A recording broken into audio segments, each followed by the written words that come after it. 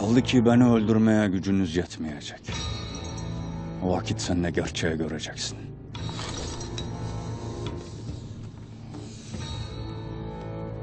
Hangi gerçeği?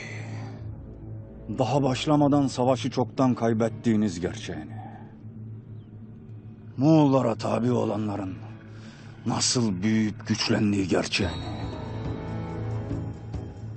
Sana istediklerini ancak ben veririm Gümüştekin.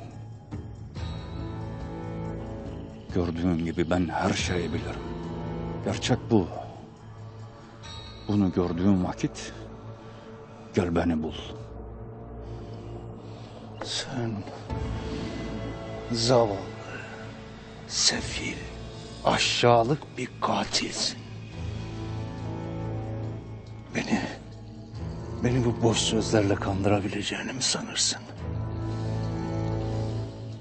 Yarın gebereceksin. Bunu da bilir misin?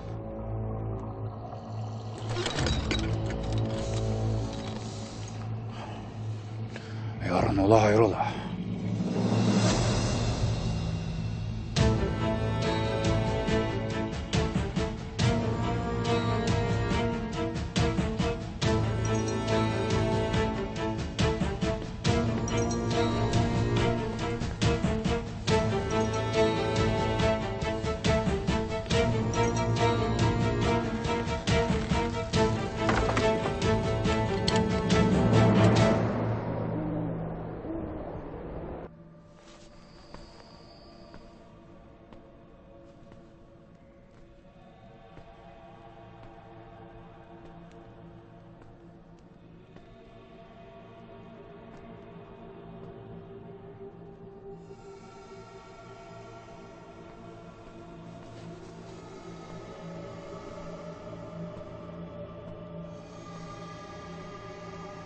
Gonca Gül.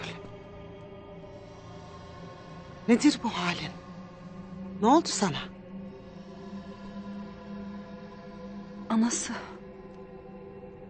Gözlerimin içine baka baka Gündoğdu yok kaltağın döşeğine gönderdi hala. Ne dersin sen Goncam? Sesini bile çıkarmadan avradını da alıp çadırına götürdü. Peşlerinden gittim. O soğukta, o ayazda Selcan'ın çadırından çıkmasını bekledim. Ama çıkmadı. Belli ki bu gece o kaltağın kollarında teselli arayacak.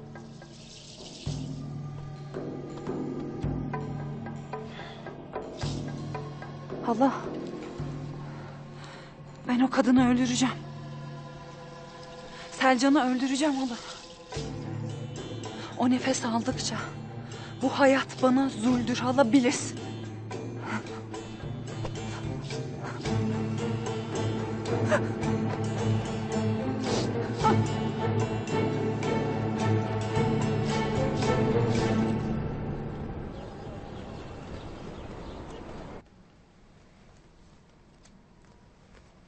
Gece sen uyurken seni seyrettim. Bir ara dalmışım. Rüyamda yine sen. Hayırdır? Elinde sımsıkı bir çocuk tutuyorsun. Sarışın. Senin gibi masmavi gözleri var. Getirdin çocuğu önüme. Ona iyi bak.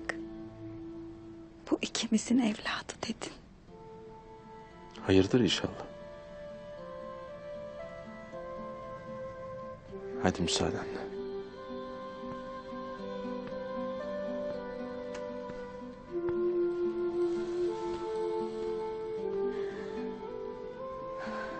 Rabbim bana bir evlat nasip et. Canımı al.